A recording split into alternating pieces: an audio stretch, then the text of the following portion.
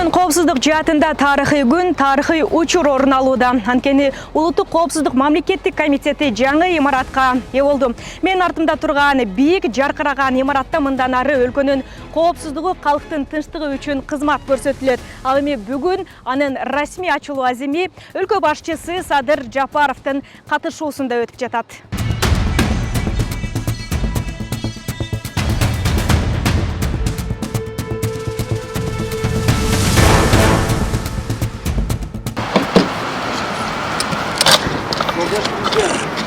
Улуттук коопсуздук мамлекеттик комитетинин баш кеңсесинин имаратын ачууга иш берчелер даяр. Саламатсыңарбы жолдоштор.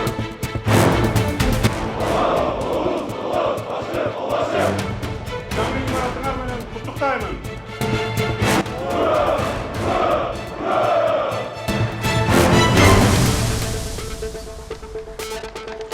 Кыргыз Республикасынын мамлекеттик символикалары жана улуттук коопсуздук мамлекеттик күчүрмөн байрагы жаңы имаратка алынып киргизилсин.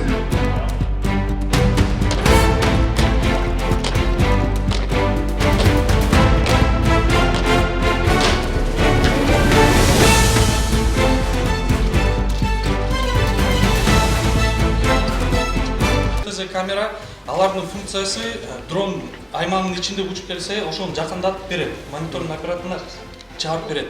Андан тышкары бул монитордо көрсөк болот, 6-7 километрге чейин жакындатып берет. Ал ушул системага террористтердин жана издөөдө жүргөн адамдардын сүрөттөрдүн фамилияларын киргизсе болот. Алар КППга кирген аракет кылса, ошол жакта оператор мониторуна чыгарып берет сразу айгай менен. Ошол малда биздин балдар сразу камалып кетет ошолордо. Жакшы, түшүнүктүү. Жакшы, кут болсун. Жакшы. Азолтой кабинет болсун. Элибизге, журтубузга кызмат кылган кабинет болсун. Күбөлүк болсун. Элибизге Азолтой кабинет болсун. Рахмат.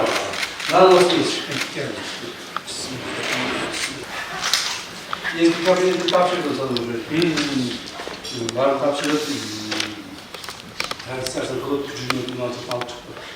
En akırı eski zaten özü tavsiye çiğ etmiş. Жакшы. Üç gün tutar. Жакшы болду. Кел эми ырым болуп. Сен ошо эски зданияга отургузгандан бери 5 жыл өттү.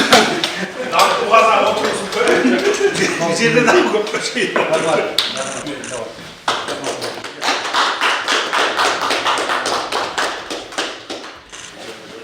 16 октябрь 2020 жылы отургузган, э бар? Ооба.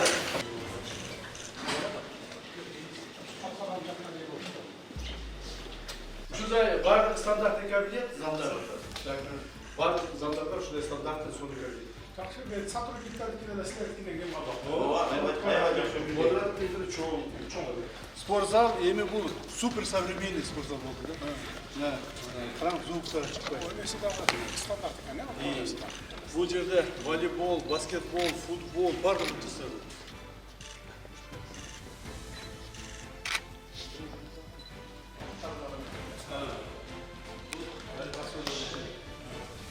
Кыргыз Республикасынын президенти Жапаров Садыр Нуркожоевич.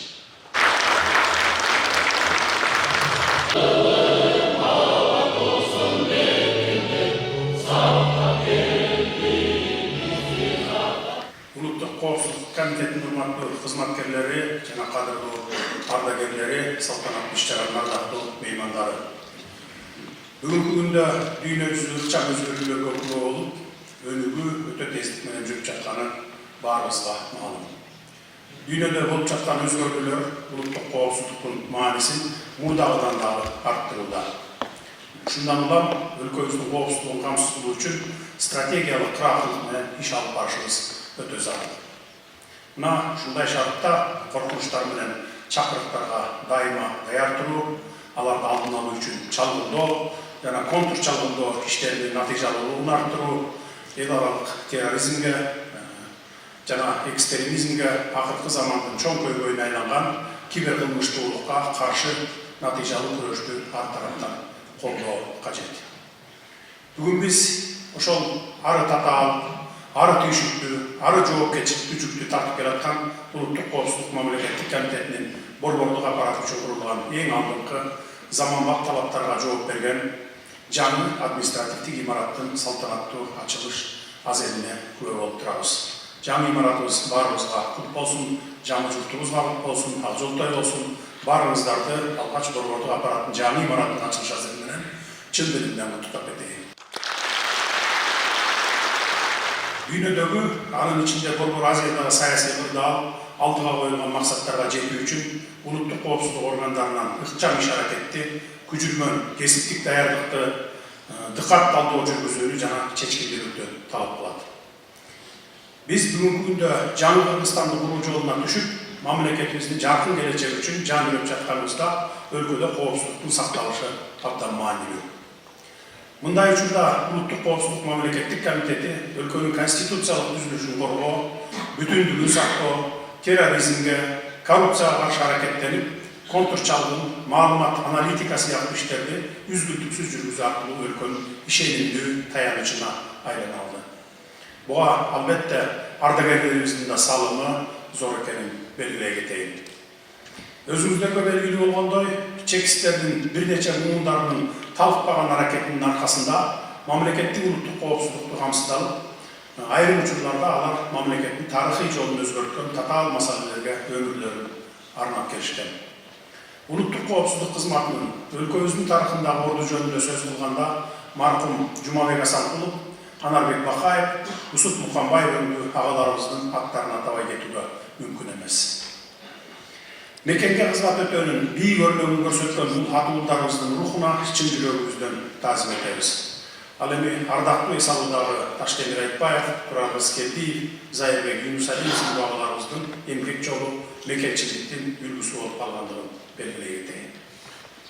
Урматтуу кыргызстандыктар, мамлекет башчысы катары мамлекеттин улуттук коопсуздук тармагына өзгөчө көңүл буруп келем. Себеби элибиздин тынчтыгы, жерибиздин бейпилдиги дал ушул улуттук коопсуздук мамлекеттик комитетинин күнү түнү тыным албай талыкпаган кызматынын аркасында бекемделип келатканы баса белгилөө болот. Ага жараша соңку жылдары улуттук коопсуздук органдарынын материалдык техникалык базасын жакшыртуу аракеттери күчөтүлүүдө. Республиканын бардык аймактарындагы кызматкерлерге жаңы административдик имараттар, кызматтык үйлөр, турак жайлар, бала бакчалар болуп пайдаланууга берилип жатат. Тагыраак айтсам, 2021 жылдан тартып бүгүнкү күнгө чейин жалпысынан алганда 94 имараттын курулушу жүрүп, коопсуздук комитетинин жер-жерлердеги бөлүмдөрүнө тапшырылды. Алардын 73-ü административдик имарат, калганы 7 бала бакча, 14 социалдык турак жай салуу ээлерине берилди. Дагы бир кубанычтуу жагдай, ушул убакка чейин өлкөбүздүн улуттук коопсуздук органдарына керектүү адистер чет өлкөлөрдөн билим алып, даярдалып келишкенин жакшы билесиздер. Эми мындан ары генерал-лейтенант Анарбек Бакаевдин атын алган өзүбүздүн коопсуздук академиябыздан тиешелүү кесиптик билимге ээ, жаңы ыкмаларды, жаңы технологияларды колдоно билген адистер даярдала баштады. Эми жогоруда аталган ийги иштердин башында турган улуттук коопсуздук камсыз кылуудагы негизги координациялоочу жана башкаруучу орган бул улуттук коопсуздук мамлекеттик комитетинин борбордук аппаратына учкай токтоло кетейин. Борбордук аппараттын өлкөнүн коопсуздук саясатын иштеп чыгууда, анын ишке ашырылышын көзөмөлдөп, мамлекеттин коопсуздугу үчүн ар кандай коркунучтарга каршы чараларды колдонуудагы ролу абдан маанилүү. Буга чейин чекистердин бир катар мууну иштеп келген улуттук коопсуздук мамлекеттик комитетинин эски борбордук аппараттын имараты 1983 жылы курулуптур. Улуттук коопсуздук органдарынын материалдык техникалык жактан жаңылоо программасынын алкагында заман талаптарына ылайык келтирүү иштери каралып, азыркы ачылып жаткан борбордук аппараттын имараты 2023 жылы алдыңкы заманбап курулуш ыкмаларын колдонуу менен салына баштаган. Мына 1 жыл 8 ай дегенде бүттү. Бул чоң объектиде жаңы инфратүзүмдөр курулуп, коопсуздук комитетинин борбордук аппараттын кызматкерлери үчүн административдик залдар, кызматтык бөлмөлөр, ашкана, спорт аянттары, көп кабаттуу унаа токтотуучу жайлар эске алынып, заманбап жабдуулар менен дагы жабдылды. Улуттук коопсуздук органдарынын кызматкерлери, анын ичинде борбордук аппараттын кызматкерлери бүгүнкү күндө дүйнөдөгү өзгөрүүлөрдүн фондунда қатал мезгілдерді башынан өткөрүп жатқанына қарабай, берген анттарына бекем тұрып, өз іштеріне берілгендігін көрсетіп келші. Алардың тайман бас әрекетінің натижасында коррупцияға жана уюшкан кылмыштуулукка каршы аяусыз күрөш натыйжалууланып, экономикалык өсүшкө кедергисин тийгизгендердин баары кылмыш жоопкерчилигине тартылууда. Жыйынтыгында өлкөбүздүн казынасына 200 миллиардка жакын сомдон ашуун каражат кайтарылып, экономикабыздын өсүшүнө олуттуу салым кошулду. Ал эми мыйзамсыз менчиктештирилип кеткен 1100ден ашуун кыймылдуу жана кыймылсыз мүлк кайрадан мамлекеттин карамагына кайтарылгандыгы жаңы журтубуздун колдоосуна арзыды. Ушул жерден дагы айта кетчү нерсе, урматтуу мекендештер, улуттук коопсуздук бул бир гана атайын кызматтардын эмес, жалпы журттун ар бир жаранды иши. Биз баарыбыз жаңы Кыргызстанды куруу боюнча бир максатты көздөп, биримдикте жана ынтымакта шалпарганда гана мамлекеттин келечегинин коопсуздугун камсыз кыла алабыз. Мына ошондуктан жасалып жаткан иштерди көрө билели, туя билели, колдой билели, мен ушуга баарыңыздарды чакырат элем. Комитеттин урматтуу кызматкерлери, мамлекеттин алдында, эл журтубуздун алдында сиздердин милдетиңиздер өтө оор жана өтө жоопкерчиликтүү. Айрыкча борбордук аппарат аймактардагы коопсуздук бөлүмдөрүнүн ишмердүүлүгүнө да өзгөчө көңүл буруп, шарт түзүп турушуңуздар керек. Мындай мамиле өлкөнүн булуң бурчундагы коопсуздукту бирдей камсыз кылууга чоң көңүл бөлүшөт. Ошондой эле коопсуздукту камсыз кылуу жаатындагы жаш адистерди өстүрүүдө, аларды кесипкөйлүккө, ар намыска, атуулдук аракетке тарбиялоо, чекстердин кадыр баркын сактоо борбордук аппараттын башкы милдеттеринин бири болууга тийиш. Мынакей эми заманбап шарттары менен жаңы имараттын ачылышы улуттук коопсуздук кызматкерлеринин ишинин натыйжалуулугун жана ыкчамдыгын арттырып, ички тышкы коркунучтарга каршы күрөшүүнүн сапаты мындан да жогорулайт деп чоң үмүт артамын. Улуттук коопсуздугубузду, коомубуздун туруктуулугун, жарандардын укуктары менен эркиндиктерин шеримдүү камсыздоо менен бирге мындан ары да жүктөлгөн милдетти так аткарып, элибизге акыят жана абийир менен кызмат кыла беришиңиздерге тилектешмин. Ушул жерден Жумабек Асанкулов, Анарбек Бакаев, Усуп Муканбаевден мыкты чекистер, көрүнүктүү жетекчилер өсүп чыксын деп тилек кылалы. Дагы бир жолу баарыңыздарды жаңы имаратты орушуңуздар менен куттуктайм. Сиздерге майтарылбас ниет, кажыбас кайрат каалайм, үй бүлөңүздөргө ынтымак, ырыскы толуп жооптуу ишиңиздерди ийгиликтер жылуу болсун. Жаңы Кыргызстанды куруу жолунда ар дайым мамлекеттин жана элдин ишенимине ээ болуп, улуттук ар намысты бекем кармап, өлкөбүздүн өнүгүүсүнө салымыңыздарды кошо бериңиздер. Заманбап имаратыңыздар көп болсун.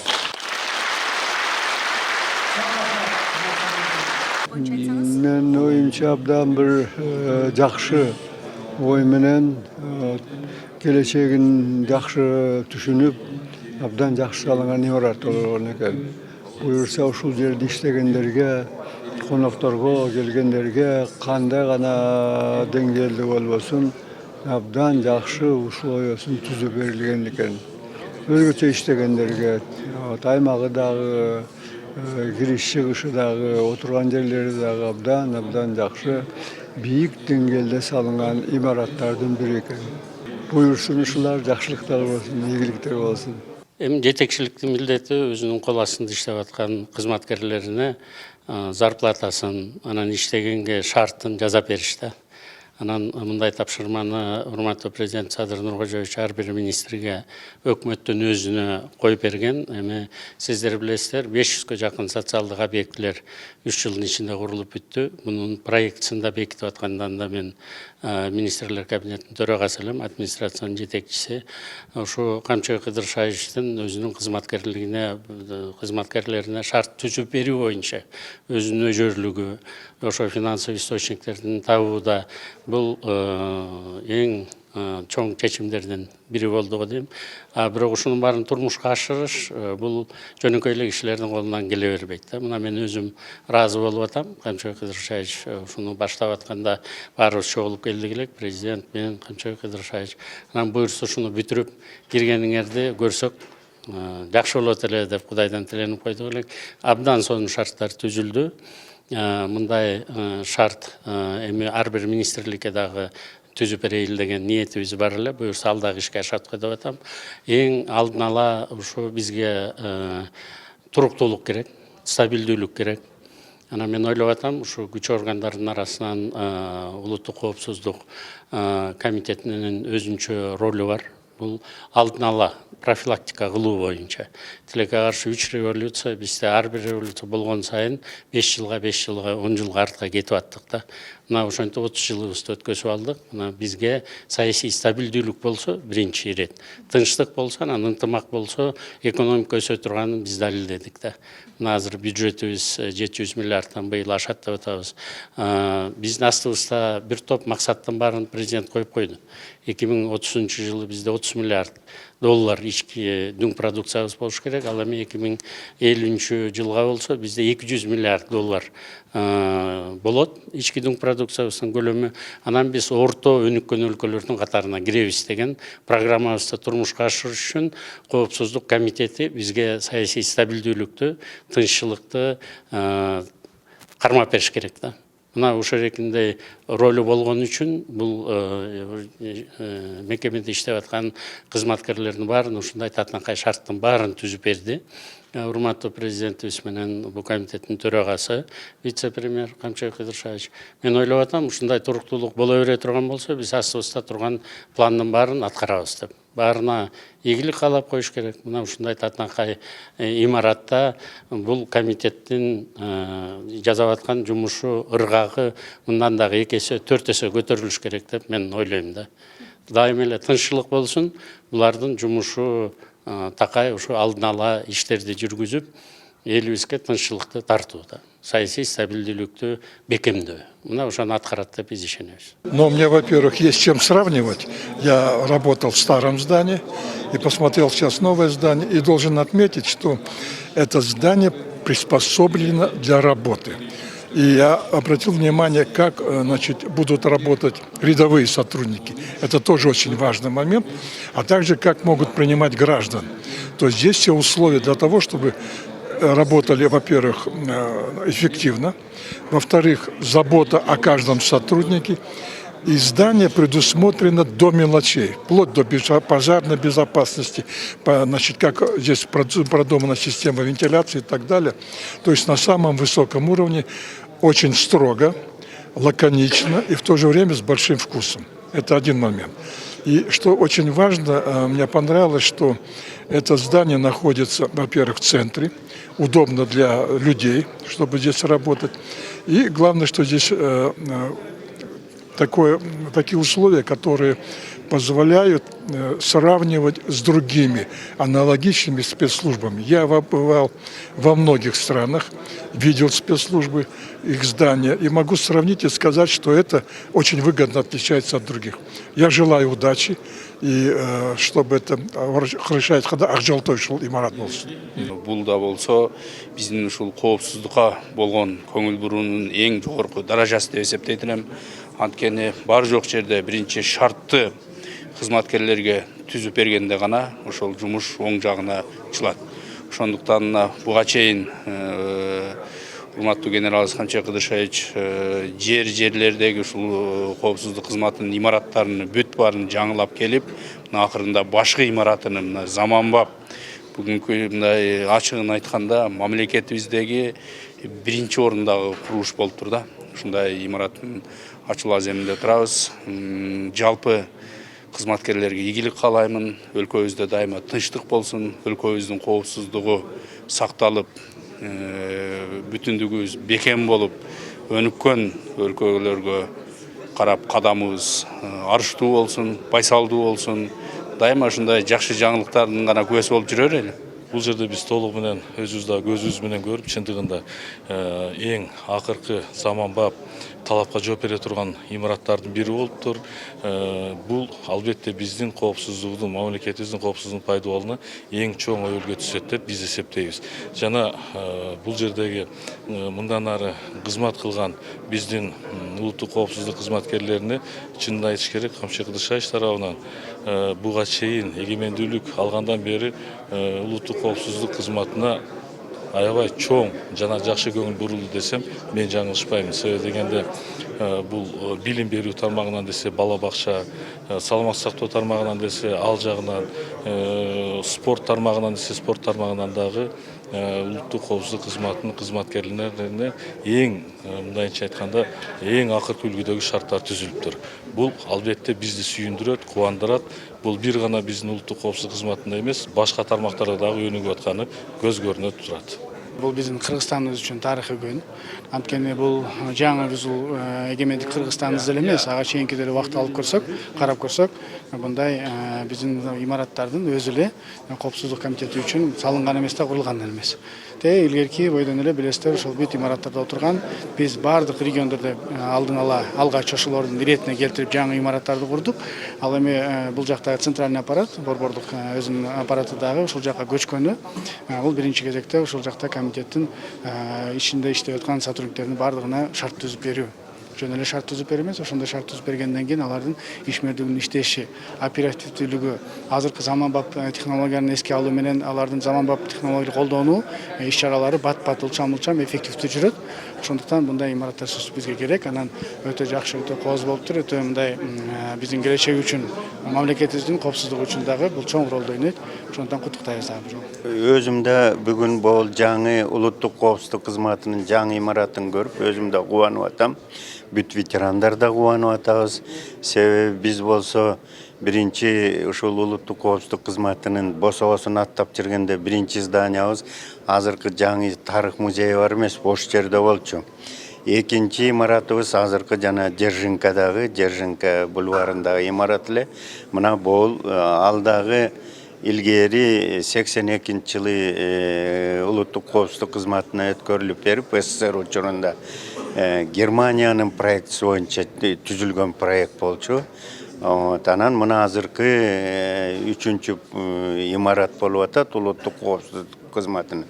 Ушул коңшу кут болсун коллегалардын.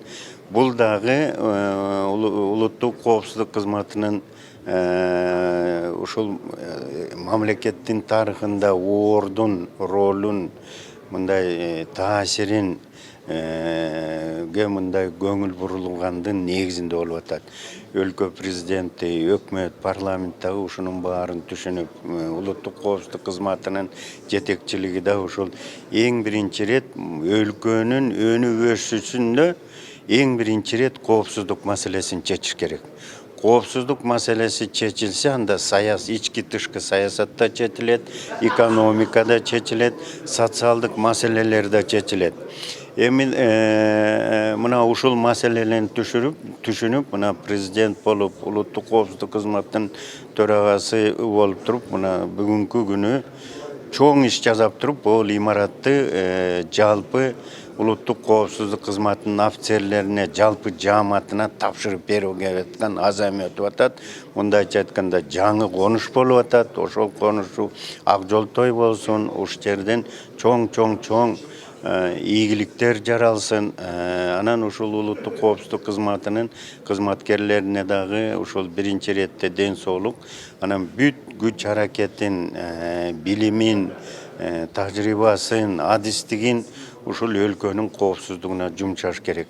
Эми биз болсо тарыхты өзүбүз билесиз, мына аякы эле 33 жылдан ашкан эгемендик жылдан алганда эң биринчи биз эмне кылчу буга чейин? Базар курчубуз, ресторан, тойкана курчубуз, өзүбүздүн үйлөрүбүздү курчубуз, мындайча камокторду, дүкөндөрдү курчубуз. Мына эми болсо мечит курчубуз. Эми мына жаңы доордун ушул башаты деп айтса болот.